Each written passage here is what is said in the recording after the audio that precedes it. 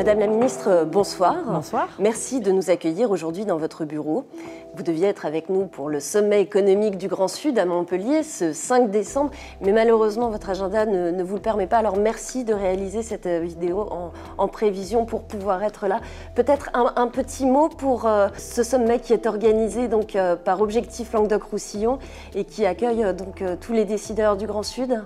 Oui, c'est vrai que j'aurais beaucoup aimé pouvoir être avec vous pour ce sommet économique du Grand Sud. Alors j'espère que j'aurai à l'avenir une autre fois peut-être l'occasion de venir m'exprimer et échanger avec l'ensemble des participants. Lors de cette plénière du sommet économique du Grand Sud, nous allons aborder la question de la croissance à l'horizon 2030. Pouvez-vous nous dire quels seront les secteurs qui porteront la croissance de la France à cet horizon? Alors c'est difficile de lire dans une boule de verre pour savoir quels seront les ressorts de la croissance à l'horizon 2030, mais néanmoins j'ai ma petite idée.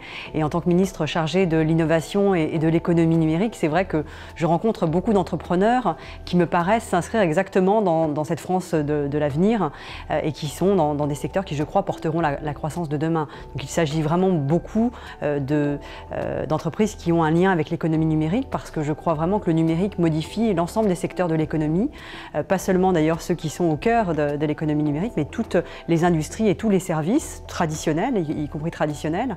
Et donc je vois pour ma part monter en puissance le big data, c'est-à-dire le traitement massif des données, tout ce qui concerne l'informatique en nuage, tout ce qui concerne les usines du futur avec les imprimantes 3D qui vont permettre de révolutionner, je pense, à la fois l'industrie, comme l'aéronautique par exemple, mais aussi la médecine. On voit des imprimantes 3D avec lesquelles aujourd'hui on peut imprimer du tissu cellulaire, donc il y a vraiment un gros gisement, je crois, de croissance et d'usage grâce en particulier au numérique. Dans le contexte d'économie internationalisée, la concurrence est de plus en plus vive, et notamment dans l'économie du numérique.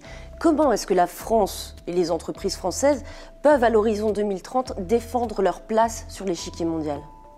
Alors c'est vrai que la concurrence, évidemment, aujourd'hui est mondiale, c'est un lieu commun que de le dire, et c'est la raison pour laquelle ce gouvernement a fait de l'innovation une de ses priorités pour augmenter la compétitivité de nos entreprises et de notre économie, parce que bien sûr nous ne pourrons pas sortir vainqueurs de cette compétition mondiale sans une montée en gamme et sans une capacité renouvelée de nos entreprises à innover et à proposer de nouveaux services et de nouveaux produits qui vont répondre aux demandes croissantes des citoyens du monde. Donc je crois que c'est extrêmement important de pouvoir travailler sur la capacité d'innovation des entreprises.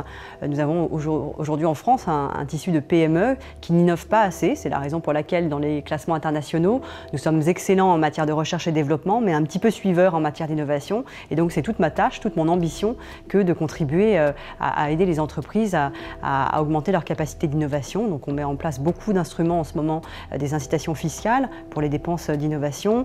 On crée un bon environnement pour le financement de l'innovation, qui est un point faible aussi, donc le capital risque et le capital investissement. Et puis je viens de lancer une belle initiative qui est celle de la French Tech, c'est-à-dire celle qui était connue avant sous le nom Quartier numérique, qui vise à donner plus de visibilité internationale aux écosystèmes régionaux qui sont essentiellement dans l'économie numérique, et puis les accompagner avec des programmes d'accélération. Donc j'espère qu'avec tous ces instruments, nous pourrons aider nos entreprises à devenir plus compétitives, plus innovantes et à gagner de belles batailles.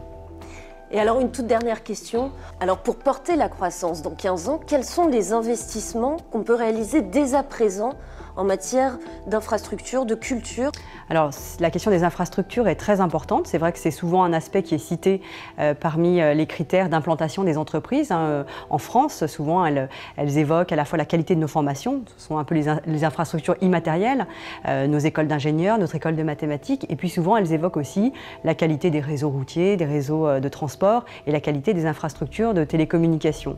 Alors mon grand projet, c'est aussi celui du déploiement du très haut débit en France, qui est un engagement du président de la République dans le cadre de la campagne présidentielle, et donc j'ai mis en place un plan de déploiement du très haut débit, de la fibre, sur une dizaine d'années, pour lequel l'État va consacrer un peu plus de 3 milliards d'euros. C'est un chantier à 20 milliards d'euros, extrêmement structurant, et je crois que ça sera un déterminant de la compétitivité à la fois des territoires et des entreprises, parce qu'aujourd'hui, pour de nombreuses d'entre elles, c'est absolument important d'avoir des liaisons à très très haut débit, ne serait-ce que parce qu'elles mettent leurs données dans le nuage ou parce qu'elles ont besoin de s'échanger de grandes quantités de données. Donc la qualité des infrastructures va devenir de plus en plus importante, je crois, pour assurer la compétitivité de nos entreprises.